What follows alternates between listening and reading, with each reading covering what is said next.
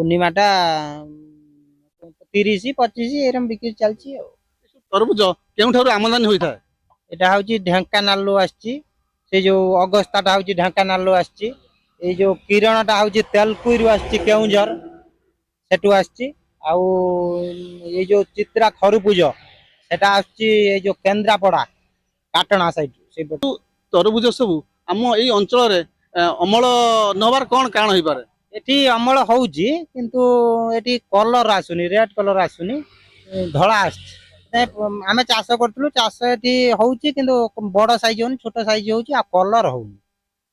ତରଭୁଜ କିଣୁଛନ୍ତି କଣ ମାନେ ଗୋଟା କିଣିଥାନ୍ତି ନା କୁଇଣ୍ଟାଲ ଅନୁସାରେ କିଣିଥାନ୍ତି? ନା ନା ଓଜନ କିଣା ହେଇଥାଏ। ଓଜନ ସେଇ ଗାଡି ଓଜନ ହବ ଆଉ। କାରଣ କିଲୋ ବର୍ତ୍ତମାନ ଯୋଉ ବିକ୍ରି କରୁଛନ୍ତି ଦିନକୁ କେତେ କୁଇଣ୍ଟାଲ ଭଳି ବିକ୍ରି ହୁଏ ଦିନକୁ? ଆମର ବିକ୍ରି ହଉଥିଲା ଦିନକୁ